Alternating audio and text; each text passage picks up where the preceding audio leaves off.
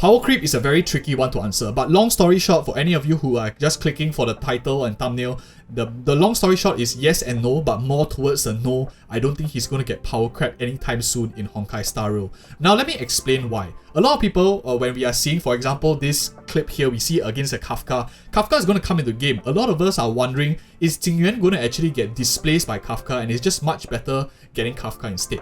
I think that there are differences between alternatives as well as full power creep. Alternatives means both of them can kind of play in the same role, but they don't overtake each other in terms of fulfilling what everything else that character does. Jing Yuan here is really more of a hyper carry kind of style of playstyle, does a lot of damage and also utilizes a lot of follow-up attacks in his kit. Kafka on the other hand is very different. She's more focused in terms of debuffing enemies, nihility, damage over time aspect, and she's not really suitable for a hyper carry. She can't be like the only one carrying the entire team. She still needs like a dedicated damage dealer like Yanqing or perhaps Zila as well. So those are the differences between the two of them. Alternatives is not equal to power creep. Power creep, for example, we saw on the thumbnail Diluc. An example of that would be, I think Hu Tao came like at 1.3, 1.4. So very quickly, Diluc was cast aside and suddenly every single content creator changed their tune about Diluc. And I think a lot of us, and myself included, are worried that I'm worried that we are all singing the right tune too early. So this video is actually meant to manage expectations, and I've already done a lot of comparison video because I'm always worried for DPS characters if it's going to be a similar case where a lot of content creators are just recommending because everyone is just talking about the same thing. So everyone is pushing the same characters over and over again for the sake of getting onto Hoyoverse good books for sponsorships and stuff like that. For me, I see it more as it is. If there is a risk, I do want to talk about it as well. And my analysis of Kafka and Jing Yuan is that case, and from what I've seen so far, some of you might have seen the other comparison videos of Jing Yuan versus Arlen or Jing Yuan versus Serval and might be wondering if they are coming so close, and if you haven't seen it, go check it out on channel. But if the 4 stars are coming so close to Jing Yuan, isn't that like a cause for concern? To be honest, those videos are not maxed out Jing Yuan. I don't have any of his Eidolons yet, and while the 4 stars are already at E6, which means if you're talking about a baseline Jing Yuan of like totally minimal investment, none of his light cone, his personal light cone, no Eidolons, yes, I'd say the gap closes up a little bit, but especially when you are able to get the Before Dawn, his signature light cone, together with some Eidolons. If you're really a Jing Yuan passionate person, you really want his multiple Eidolons. Jing Yuan is a character that scales very well with investment. That is why you see a lot of other region content creators also showing big PP numbers with Jing Yuan. He scales very well with investment because of how strong his light cone is,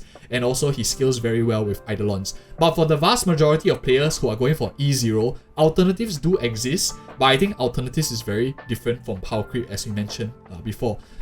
By and large, if you ask me my personal bias of what I think that Jing Yuan is still a very solid character. As you can see here, I'm still using Jing Yuan in my main teams. I'm using him in Memory of Chaos as well. Very strong early on, but I think his inflexibility and low investment to form many team composition does leave him a bit restrictive in terms of his playstyle, rather than a character like Kafka who can fit into many more teams, or Serval even who can fit into DOT teams. One thing to note is now the meta is very revolved around lightning characters. If you look at this chart here, where we just talk about the major bosses, a lot of them are weak to lightning for now, which means that Jing Yuan is actually being released in a state of the game where he is very strong. And once this shifts, naturally, of course, the favor will shift, for example, to other characters in the game, like maybe we have more quantum or imaginary focus as well. I think then that we will start to see a bit of weakness and gaps in terms of his strength as a character of Jing Yuan. But by and large, I don't think they will likely nerf or release a power creep to a Xianzhou Luofu character. As most of you know, LyouRika 5 stars have this like saying about them. The LyouRika is like the Genshin Impact's equivalent of the China region. Xianzhou Luofu is like the equivalent of Honkai Star Rail's China region. So I think that one thing to consider is he's still a limited 5-star Xianzhou Luofu region character. And if you look at Xiao from Genshin Impact, he has been relevant, or maybe not in top meta, but he has always been relevant throughout the ages since his release in 1.2, 1.3, all the way up to now 3 point something. He's still possible to be used. So I think not to worry about power creep. Go ahead and invest in Jing Yuan if you already put him. If you guys are thinking of other characters that are coming in line, there are 2 other characters that I think are very interesting coming up, maybe like Silverwolf and Luota, who are much more supportive in nature.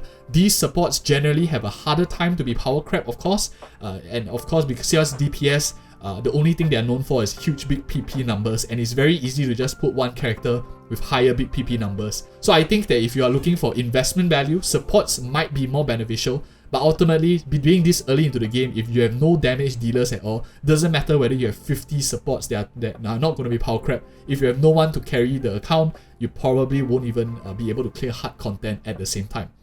So those are some thoughts. It's not fear-mongering or anything. I just want to give you my plain, honest opinions. It is something that I'm considering and something that we should all not turn a blind eye to as well and just follow whatever social media is pushing at us. If you appreciate such based and honest content, I do talk about a lot about honest opinions on my channel as well, including the tier list that I've put out too.